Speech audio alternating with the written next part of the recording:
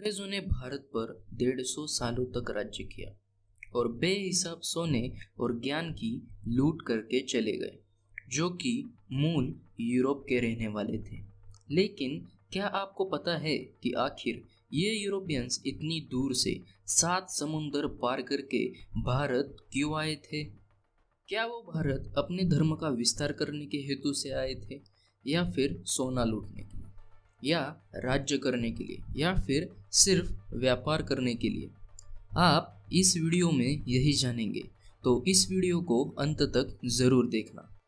सबसे पहले आप एक महत्वपूर्ण बात जान लीजिए कि यूरोपियंस को भारत आने से पहले ही भारत की सभी क्षेत्र की महानता के बारे में थोड़ी बहुत जानकारी थी।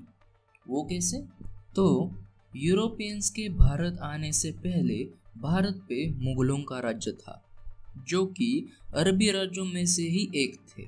अरबी राज्य और यूरोपियंस के राज्यों के बीच कई राजनीतिक संबंध थे, जैसे कि उनके बीच लड़ाइयाँ, युद्ध वगैरह चलते रहते थे।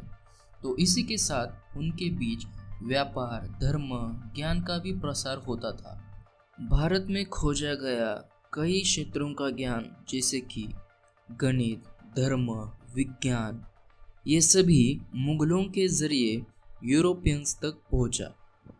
जैसे कि भारत का विज्ञान का ज्ञान हो, या फिर महान गणितज्ञ आर्यभट्ट जी ने लगाई हुई शून्य की खोज हो। इसके चलते यूरोपियंस में भारत की ओर आकर्षकता बढ़ती गई। अब बस इंतजार था तो सिर्फ एक संधि का।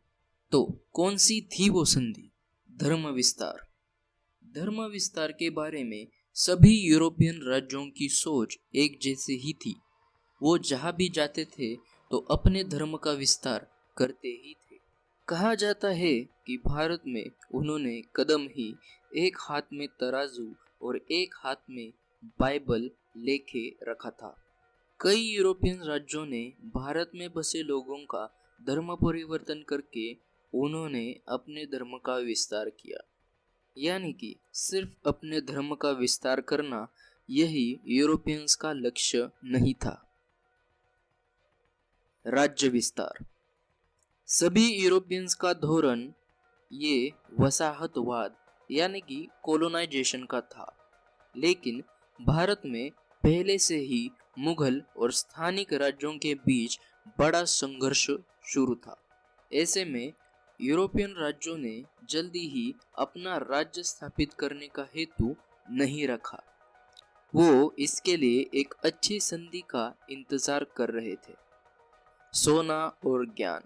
सभी यूरोपियन सोने पैसों के लालची थे और उन्हें विज्ञान और कला में भी बहुत रुचि थी। भारत आने का उनका ये भी बड़ा आकर्षण था। जैसे ही अंग्रेजों ने राज्य खड़ा किया और साथ ही बाकी यूरोपियन राष्ट्रों ने भी, तो उन्होंने पहले भारत में उपलब्ध ज्ञान की लूट की और भारत स्वतंत्र होने तक जितना हो सके उतने सोने की। और अब बात करते हैं व्यापार की। यूरोप के सभी देशों में बड़ी मात्रा में व्यापार चलता था और इसी व्यापार का फायदा वहाँ के राजा और रानियों को होता था टैक्स के रूप में। पर 1453 में ऑटोमन तुर्की के राज्य ने कॉन्स्टेंटिनोपल यानी कि आज का इस्तांबुल शहर पे आक्रमण करके उसे जीत लिया, जो कि सभी यूरोपियन राज्यों का आशिया के राज्यों से जुड़ने का या फिर व्यापार करने का एकमात्र जमीनी रास्ता था। इसके चलते यूरोप में व्यापार में बड़ा नुकसान होने लगा। जल्द ही कुछ तो करने की जरूरत थी, तो यूरोपियंस ने समुद्री रास्तों की खोज करना शुरू किया और इसे वहाँ के राजा और रानियों ने भी समर्थन दिया। और बहुत प्रयासों के बाद, कई समुद्री मुहिमों के बाद 1610 तक सभी बड़े यूरोपियन देश भारत पहुंच गए थे।